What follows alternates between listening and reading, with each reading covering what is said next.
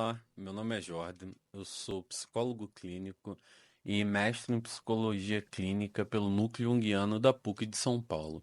E hoje, nesse vídeo, eu vou explicar para vocês o que é a psicologia analítica ou psicologia junguiana, né? Porque eu vejo que ainda existem muitas dúvidas a respeito do tema. Então, deixe seu like, se inscreve, comenta, compartilha, se esse é um assunto que te interessa, tá bem? Bom, para a gente pensar o que é psicologia junguiana, a gente tem que entender que existem hoje a gente pode pensar diversas psicologias junguianas, né? O Andrew Summers fala disso no livro dele, isso quando ele divide em escola clássica, escola desenvolvimentista e escola arquetípica, né? Mas a gente pode pensar que existem diversas formas de se lidar com o que Jung propôs, né? Eu parto do pressuposto de ser o que o Anderson chamaria de escola clássica, que é alguém que trabalha com os pressupostos de Jung mesmo, não acrescenta pós-jungianos e não acrescenta outros elementos que possam distorcer aquilo que foi proposto na epistemologia do próprio Jung, tá? Então, o que é a psicologia junguiana para mim? A psicologia junguiana, para mim, é aquela psicologia que vai se apoiar em alguns fatores-chave, né? Vai precisar de alguns pilares, como, por exemplo, você trabalhar com o conceito de uma psicodinâmica que é compensatória, né? Consciência e inconsciente estão a se compensar a todo instante. É trabalhar com as noções de arquétipo de Jung, né? As 5 noções de arquétipo que Jung deixou. E não pegar uma só, escolher uma só e trabalhar em cima dela, como fazem alguns pós-jungianos. É uma psicologia que é feita a partir do encontro, né? Do encontro com o outro. Então, você não chega previamente com coisas preparadas para uma sessão de análise junguiana de fato, né? Porque o que tem que emergir ali é do encontro dos dois inconscientes, né? Isso fica bastante explicado lá no a prática da psicoterapia, que é esse encontro analítico é que vai proporcionar as, as situações propícias, né? Na verdade, para que a análise ocorra, para que o conteúdo que precisa emergir emerja e possa assim ser trabalhado, né? Um outro pilar que eu acho fundamental para a gente pensar o que é psicologia junguiana é o trabalho com o sonho, entendendo que o sonho é o que é, né? Como Jung disse, o sonho não mascara nada. O sonho traz aquilo que o inconsciente precisa manifestar através dos elementos simbólicos, né? Que ele elenca ali na formação do sonho, né?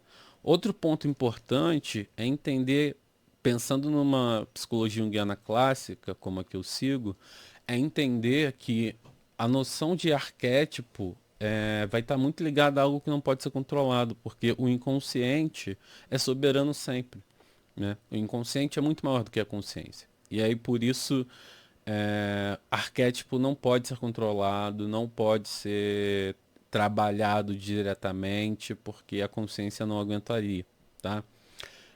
Outro ponto que eu acho importante também é pensar uma psicologia que se dá sempre, sempre visando aquilo que o paciente apresenta, né? O analista é um companheiro no processo de análise, né? Ele não é alguém que vai estar ali ocupando esse lugar como o direcionador, embora às vezes um processo de análise possa pedir isso, né? Não vai ser necessariamente esse lugar que o analista vai ocupar, né? O lugar do analista é muito mais de acompanhante do que de protagonista. A jornada é do paciente. Então isso precisa estar claro para pensar uma análise junguiana. Outro ponto que eu acho interessante é pensar como a gente aborda as questões psicodinâmicas. Por exemplo, Jung fala do conceito de energia. E Jung vai falar que a psique funciona de maneira semelhante às leis do mundo, né?